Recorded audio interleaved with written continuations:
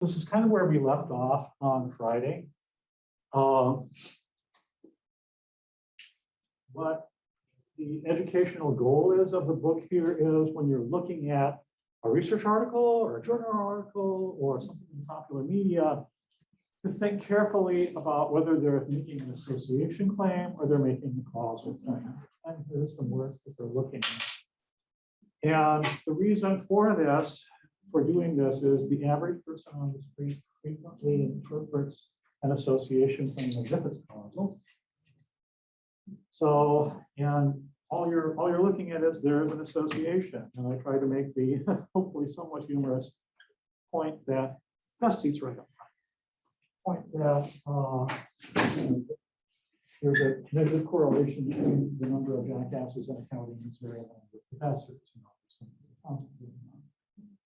So when you're looking at, and that actually has a different explanation within what's a valid correlation. So if you're looking at association claims, these are the things that you're looking at. Some of them are a little bit dicey, open to misinterpretation. When you hear the word may predict, I mean, we're not really making a causal claim. We're just saying it provides you some information about the person. So one of the things that I'm looking at here at Mizzou is, there's a few interesting relationships going on there. That if you are first generation in some of our classes, it seems that the classes are harder for you, even after controlling for a variety of other things like your high school grades and your ACT and your sex and other things like that. But that's not to say that being first generation causes you to do it for. There just may be other things out there that underlie the experience of being a first generation student. The other one that I'm still trying to puzzle on is the issue of race. That at Missouri, when you're admitted, they ask you what racial categories do you subscribe to.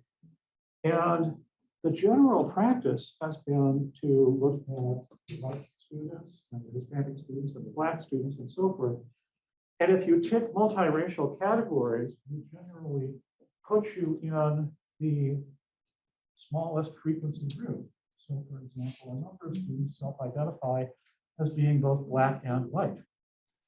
And that's interesting because in terms of academic performance, those students perform higher than those students who identify entirely as Black, just as Black. And I'm not sure what's going on there. Is there a multiracial family going on there? Is there an SES thing going on there? I don't really know. But it is something new that we really haven't questioned this assumption that, oh yeah, we're just going to put these into these things. Causal claims, on the other hand, are a little different. This affects, this may curb, it exasperates, it sometimes makes. It promotes, it trims, I guess, if you're looking at it, something like that. It hurts. You're making a direct claim that if you change the value of this one variable, you're going to affect a change in the other. So in terms of the test, in terms of long-term objectives for it, when you're looking at an article, be able to say, is this an association or some type of a causal change?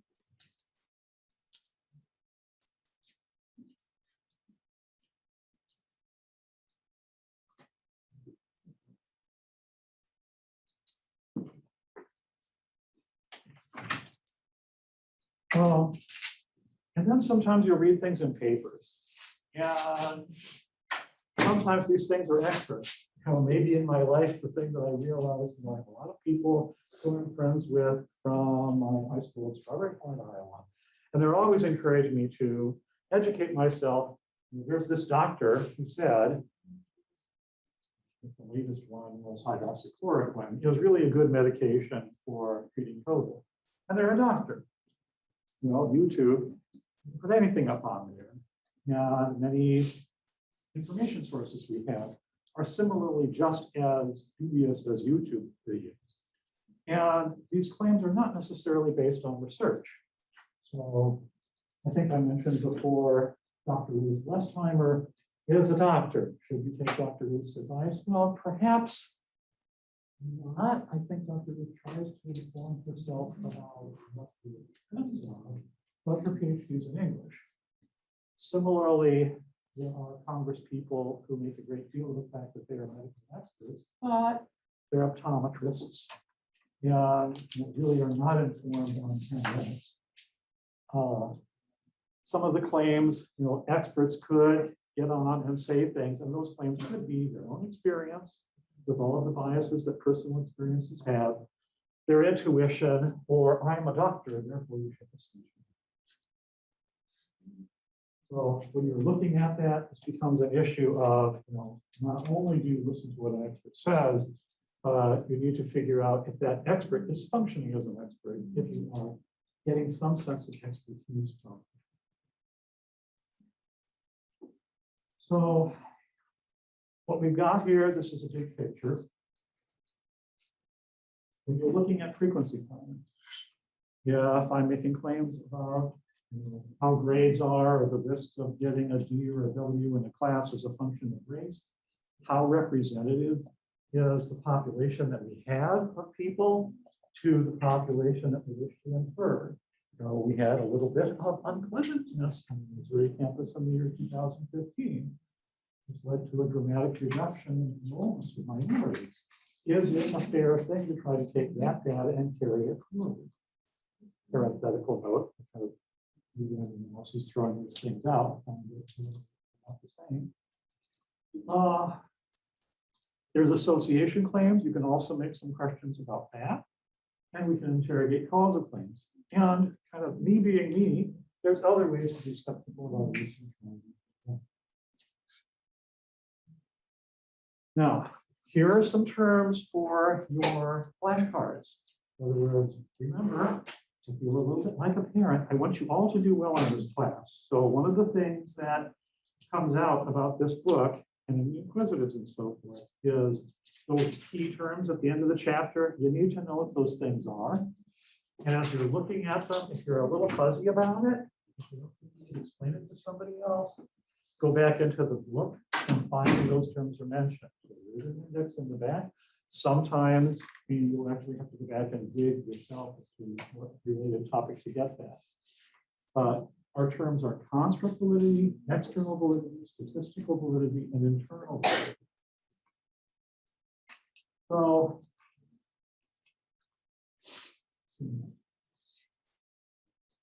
these descriptions are fairly nice ones of what's going on here. So, just kind of go through what I've got over here on the right-hand side, and then we'll go through this individually. So, construct validity. How well is this variable measured or manipulated? So is this operational variable a good approximation of the conceptual variable? Now, listening to psychologists in the research area, we spend an awful lot of time talking about the reliability of the measure.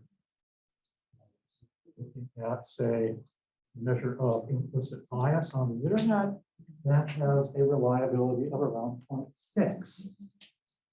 That means 40% of the scores that you get on the online test of implicit bias are due to measurement error. You can think about that as a direct analog to physical measurement. So very frequently when we're looking at proportions of error, 40% of this is measurement error. So I could say, if I'm going to do 2 standard deviations on that, I would find that I have a 12 inches reading on my ruler. The true answer could be anywhere from 4 to, well, let's say it's 20 inches. Would you want to build a house with that kind of a ruler? I don't think so. Now, having said that, when you're talking about construct validity, that's not going to be a good way for you as an individual to know. So when I did the Title IX training this year, and the person said, give everybody in your area this implicit bias measure, and then you can pick the person who scored the best and have them tell us their secrets.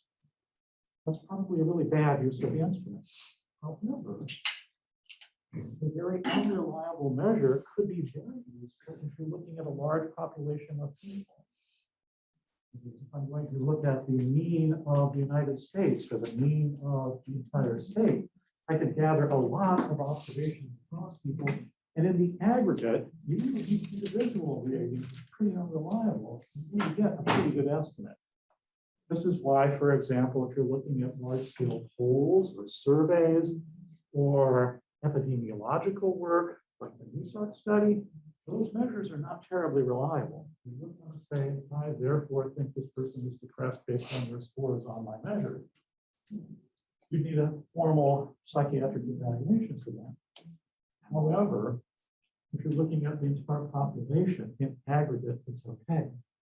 Construct validation criticism doesn't stop at just reliability. Kind of belaboring that point is very frequently that's all people talk about because reliability is something that we can turn the crank on our computer. Do not forget all the reasons, all the ways that we can criticize construct validity conceptually. Is this in line with basic human dignity to have this construct, for example?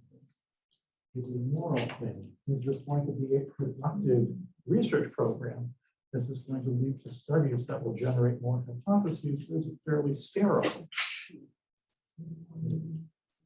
We'll these individual slides later, so I won't go through that more. External validity. How is the data from my study going to generalize to a larger population? So, for example, I did a study of all of you and anybody at the zoo who took a psychology class. How is that going to generalize to this class, given that we're trying to do this? There's particular things going on. We're in the middle of a pandemic, those types of things. Statistical validity is the degree to which the data support the conclusions. Among many questions, it's important to ask about how strong the association is and whether it's statistically significant. I'll have a few more things to say about statistical validity, but statistical validity is usually what you think my life is. I'm a methodologist. I run analyses for grants. I detect statistically significant findings. And there's a lot of things that you can do with statistical validity. Internal validity is a little bit like that example of the mules and professors example. Is the relationship between one variable and another actually there, or is there some other underlying variable that actually explains the association? So, if we're looking at my poor daughter who had a little bit of a night light, is it the case that nearsighted people tend to like night lights on at night because they can't see as well? Is that a reasonable association that will explain what's going on rather than is a night light causing? All right, so know those four terms. They're used a lot in psychology. They're going to be your friend for the rest of the times here at Missouri.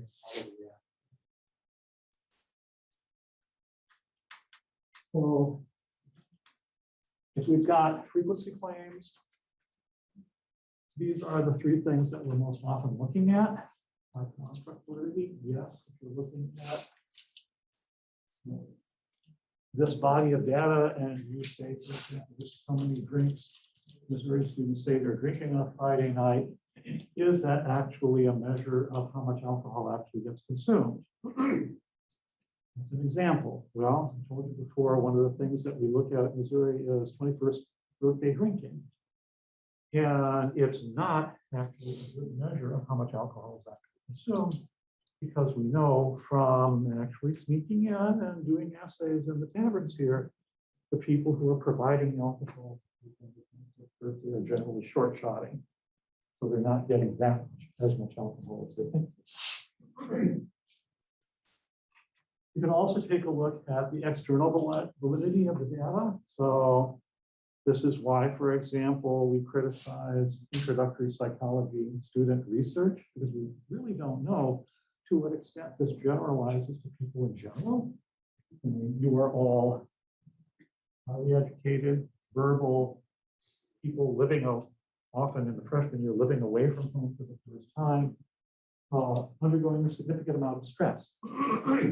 Fun fact about our freshman class. half of them qualify as clinically distressed, according to the brief symptom inventory. As you progress through college, an awful lot of that anxiety decreases over the course of the next 4 years. This is why it's important to be kind to freshmen wandering around, wondering what they've gotten themselves into. And the statistical validity of frequency claims is also somewhat important, mainly as a result, in my mind, of concerns to external validity. That very frequently we will look at variables in association claims and we will realize that a certain amount of censoring has gone into our observation. What's an example? Well, if you walk down the street and you walk up to a random person outside and you say, "Hi, what's your high school class rank?" And there are students here, and they say a high number. You don't really know much about what their ACTs are going to be. But if they tell you, "I'm a student here, and my high school class rank is 2.0, generally speaking, you know that that person will probably say they have a pretty high ACT. And the reason for that is we have this triangular admission process at Missouri, that if you have a high ACT score, even though your high school grade point is very low, we admit you anyway. And there are various reasons for that. Barbara Kerr at the University of Iowa studies gifted people, and she's fun and she's dynamic, and please don't, it's not my term, it's her term. She says white boys disease. But these are highly verbal people, generally from suburbs, generally male, and they're white, who did not really participate too much in their high school education process, but are nonetheless highly verbal. Generally speaking, this does not happen for people of color because they realize this is your ticket out. So a little bit like me, I did not want to live life on the farm that we settled on prior to the Civil War. I'm not cut out to castrate pigs for a living. I did my share, but this certainly beats castrating pigs. Now, similarly, there are other people of color who sometimes have relatively poor grades, but also have high ACTs. And to me, I think it would be really good to target these people and particularly provide them a lot of supports, because there are various reasons of disadvantage for having relatively low grades in high school. Activity, the family situation might not be that great. There's many possibilities there. And to me, using standardized test scores as a way of promoting admission or identifying students who will particularly promise to be a good thing. This is controversial on our campus. A lot of people say, "Oh, the ACT is terrible." Well, the ACT also documents existence of disparity and discrimination. And so, yes, there are racial differences on the ACT, but to some extent, there's racial racism, systematic racism. Well, those things are related. At the end of the day, is this valid racism? So those are kind of the three things that we're looking at in frequency claims.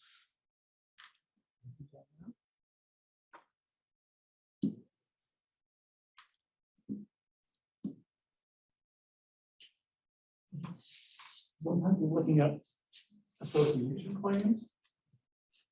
Again, construct validity is important. I'm looking at whether there's an association going on there.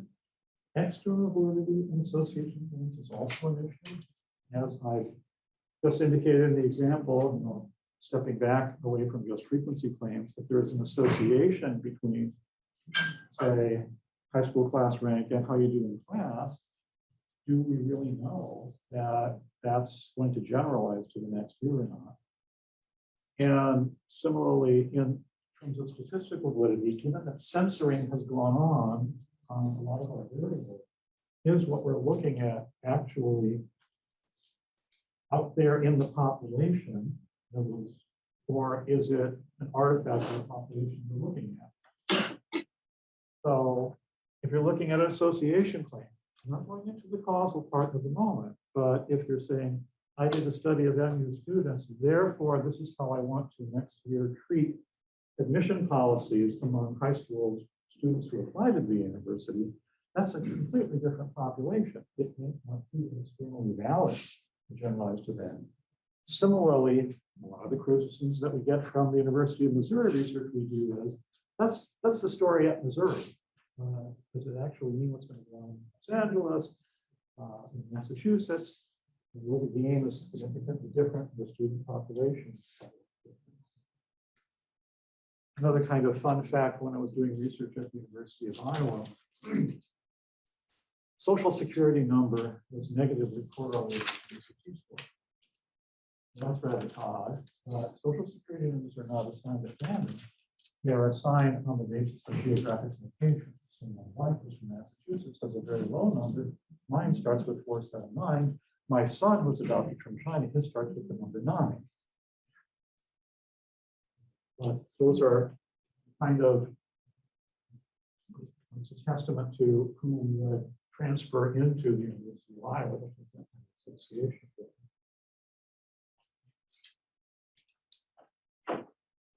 Now, here are some more terms. Now, when we're looking at association claims, how big is that association and is it statistically significant are often the things that we look at. If you're doing a review of lots of research articles, sometimes it's tempting to print out, the abstracts from all of the studies that say yes and all of the studies that say no, and to tally up the times that things are statistically significant in each. But that's really not a good idea to do, except in cases where you're doing like clinical trials for a drug, because they're very careful about their populations. In terms of psychology, people do studies on very, very different types of populations. The design of their study is different. The sample size they're doing is different. And those things will factor into whether you get a ding, ding, ding, ding, there's a result or not. Power is the ability of the study to identify a significant relationship when it is in fact there. So if I just go out and gather 5 people here and 5 people here and do my statistical test, it may say there's no significant relationship, even though the magnitude of the association is very large. If I have lots and lots more people, I will probably find statistical significance, but it will be very, very small. So do I have a piece of chart here? Think about this as a scatter plot issue. If I have only 2 data points that I measure, what's the correlation between those 2 variables may be?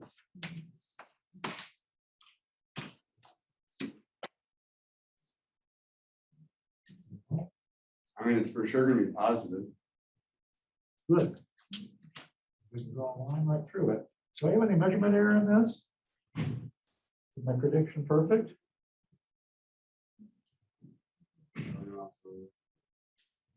Correlation looks pretty good. I mean, there's no measurement error going on here. No data points ever very far away. The correlation is 1. It's perfect. It's not statistically significant. Similarly, by the luck of the draw, there's only 3. If you only have 2 people in your study, you only got 2 possible outcomes. It's either going to be correlation of 1 or correlation of -1. Or if y has no variation, correlation of 0, or we do a regression because x has no variance. So just in this kind of little thought experiment, if I ran out and started piling up studies that had only 2 observations, I'm only going to get 1 minus 1 is 0. Well, if I change this just a wee bit, and I now have 3 data points, and I calculated correlation, well, here's my best line I can kind of draw. I'm going to have amounts of error to go on here, but regression, correlation coefficient is always going to try to draw the best possible line.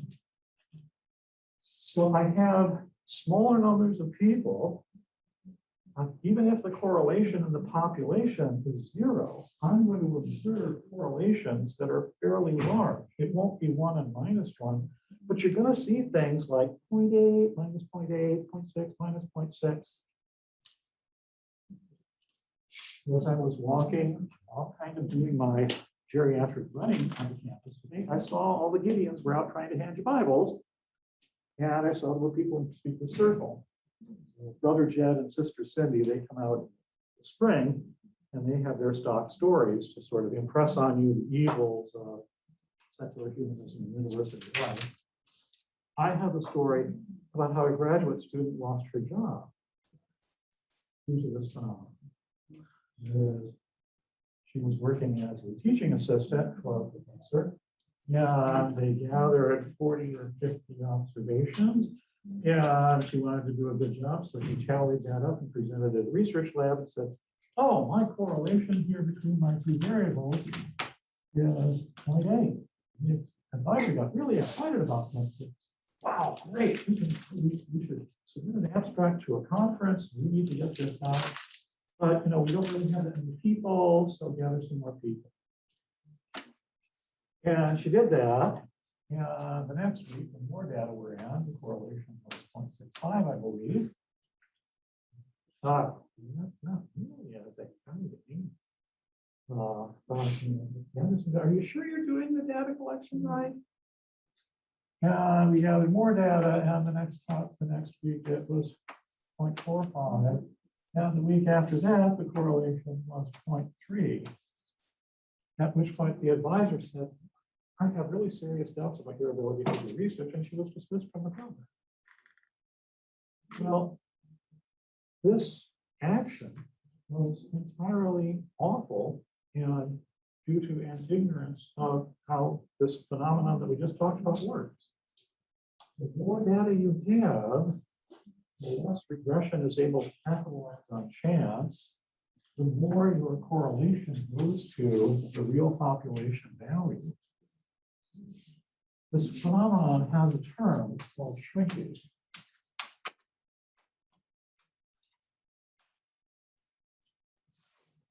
Looking at associations, shrinkage is something that can affect. So our issue is not only to look at how strongly a set is, there's the big correlation or a small one, but looking at interpreting that also has to do with, well, what's the sample size? Is it a big sample or a small sample? Small samples are going to give you big effects. Large samples would be more modest unless the correlation is really small.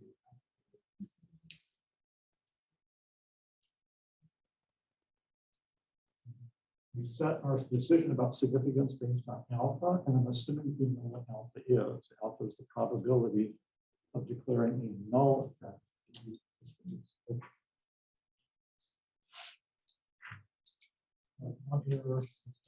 That's alpha. Type 2 error generally gets the Greek letter beta.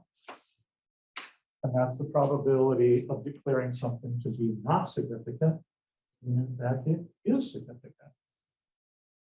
When you submit a grant application to an agency like the National Institutes of Health, they want to know that they're spending their money wisely. So you go out, and you say, well, based on the other studies out there, I kind of know that I think probably the correlation is going to be 0.65. And if I do my study, I want to see a power that's relatively large. So I want to see, for example, power being at least 0.8. If you give me money to collect this data and the correlation or the parameter I'm interested in is really this value, I've got 80% chances of declaring that it's statistically significant.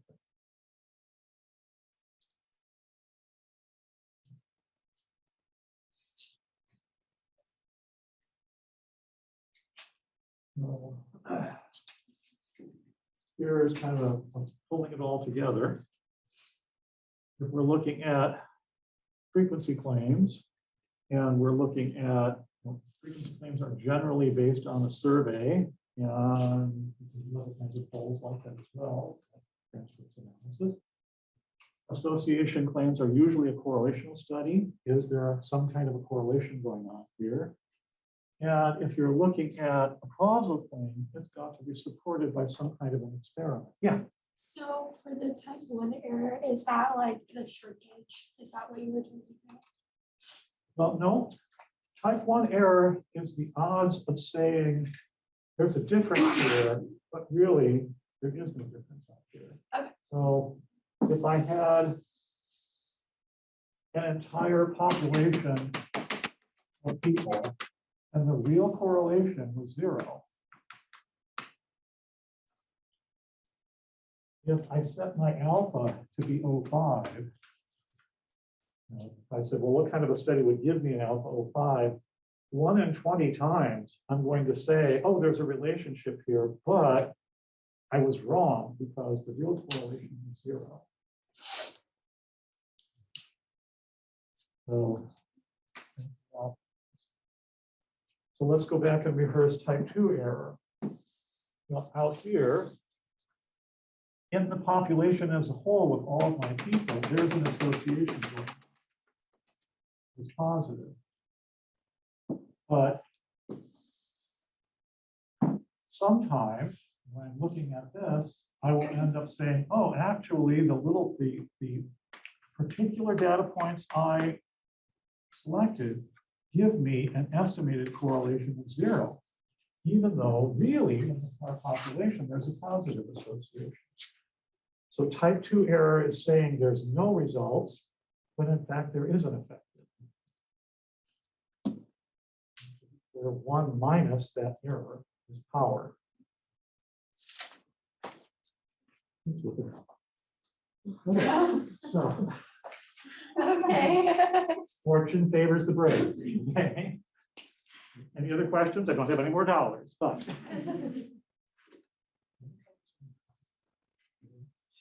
Anything else?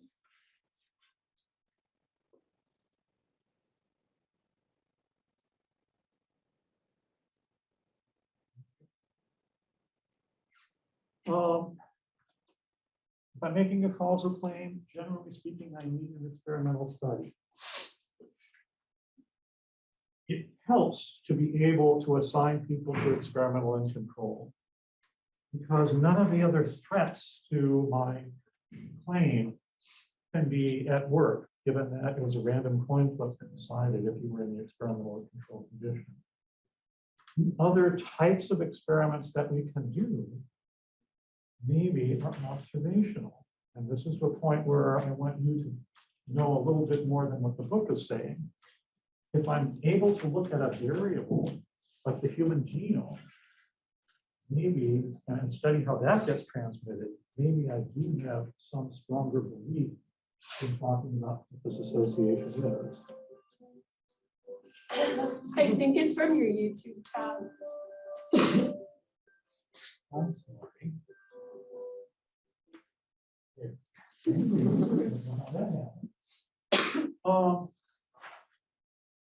So in the case of observational data where you can go in and actually look at a characteristic, maybe we can have some stronger relationships going on. Be a little, and this is why, for example, at Missouri, we do a lot of behavior genetic work. You still have to wear your skeptical glasses, though, when you're looking at some of these associations. In genetic work, for example, people were very excited about, there's a particular part of the human genome here that seems to be related to agoraphobia. Right here, really strong signal. We've got it. We found finally something in the genes that's related to a particular type of psychopathology. Unfortunately, that bubble was burst because when we consulted with our sister and brethren in biology about the particular genes involved in, they said, oh, it's related to intestinal health, related to liability to a Crohn's disease. So what we have here is not so much people who are scared to go outside and be in public places, as people who are afraid of having a very embarrassing accident out in public because they won't be able to get to the restroom in time. Even though you can highlight that with student studies, you still need to think about what the next is. Upstairs here, and look at construct validity and frequency gains. We always got to talk about, is this measuring it very well? Is this actually a measure of the construct of question? As I mentioned, frequency claims with large samples, maybe measurement error isn't so much a problem as we really need to think about, is this variable actually a measure of the construct I'm looking at? Grades. I hate to keep hammering on that, but I wrote a report on it. If you're looking at first generation people, one of the missing variables that we don't have is first generation people generally come from lower SES groups. As a result, those lower SES groups are much more likely to have a student working. Well, if you're working all the time in a part-time job while you're in school, it's going to be natural to assume that you're maybe not going to do as well because you're going to have to make your shift. So maybe grades are not a good measure of learning. That gets carried over just by 2 when you're looking at 2 variables. And when you're looking at measuring or manipulating a variable in a causal study, maybe what you're looking at is not what you think you're looking at. What's an example there? When the Earth's outer crust was cooling and I was a graduate student at the University of Iowa, they were interested in knowing if you could condition animals to have a certain type of psychopathology. Will you have them behave in a manner that you might characterize as schizophrenic? The reason for that is maybe if we could make an animal schizophrenic, we could then do drug studies on these animals rather than humans. Well, one experimental study seemed to show some promise that rats don't tend to like getting bursts of air blown in their faces.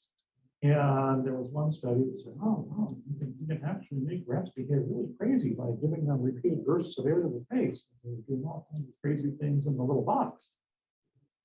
Unfortunately, there's an artifact there. The little tube that was blasting the air in the face of the rats was actually a high frequency whistle. We were driving the rats to behave so erratically because they really, really didn't like the sound that was coming out of this air tube. And it wasn't the experience of getting the air. Statistical intervals, statistical validity. She talks a lot about the basic descriptive statistics that go on. So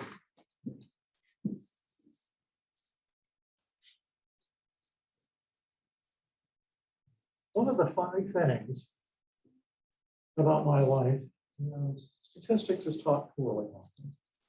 And a lot of the common sense words get buried in definitions because we want to make this intellectually rigorous. It's a story there.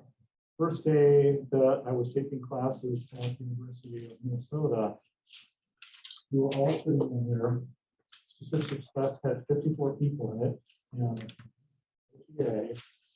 and we were all waiting for the instructor to show up. And this guy comes in, taller than me, white hair, and goes every which way, but does not yet go every way, but my wife's looking at her. And he has a prosthesis, basically a hook, and he can't really walk very well. And he looks at us and says, "You kids are damn lucky." Oh, geez, this is a stat class. Well, we had to work everything out by hand. He holds up his foot. And he laughs. And Ray Collier was a very entertaining lecture. So let's talk a little bit about some words here. If I'm making an association from a frequency claim,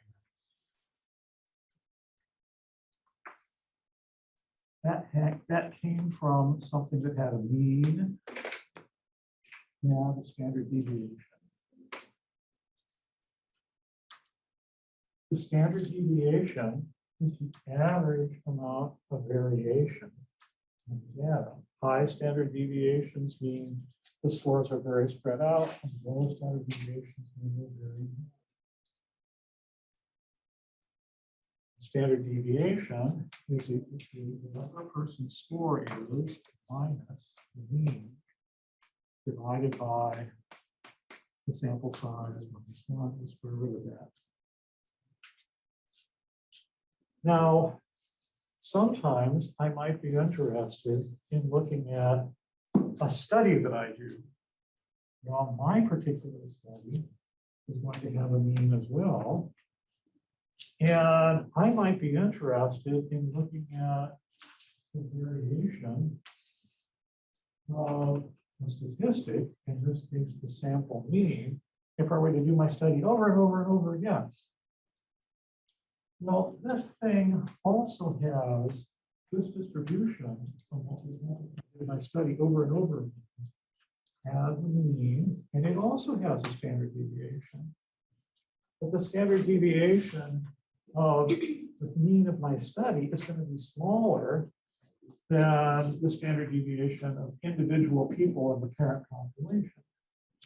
If I do lots and lots of people, the standard deviation of this mean is not going to jump around much. If I do like a couple thousand people. Similarly, if I do only 2 observations, it's going to be pretty close to this standard deviation of the population. This standard deviation of the statistic is called a standard error.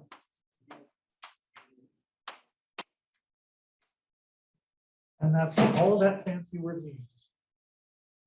So I can talk about, it's completely general. So if I calculate a correlation coefficient, in the study, I'm going to have a standard error of the correlation. How much is my correlation coefficient going to jump around if I did all of my study completely over and over again? Give it a chance to keep doing what I was doing. This standard deviation is used to calculate this thing called a confidence interval. So if I say I'm going to look at my mean, and I'm going to say, in terms of the confidence interval, the lowest number that I think this would be, let's just make up some numbers, 1.5, and maybe the number that I have in my study is 2.0, and the highest number it could be is 2.5. Well, I get this confidence interval by taking the standard error and some significance level, like the 95% confidence interval. So when I'm looking at the statistical validity and the frequency claim, I'm getting a high and low estimate of a particular claim, like 40% or 70%. Similarly, if I'm looking at association claims, I can also look at a correlation coefficient and its confidence interval. And that kind of gives me an idea of how much variation would be present in the data if I were to do my study. Small sample sizes, less reliable measures are going to result in wider confidence intervals.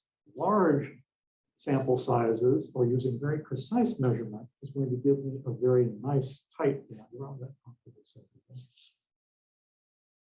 And the same song kind of applies to the estimated effect size. What is this difference between the groups? How precise is it? The estimates from, does it compare with other estimates that I have from other studies? So this table is kind of a pulling together of these ideas. Are there questions about how this is working? So this is also in your book, so I'll put it up at the pages. Tell you what, for a minute today,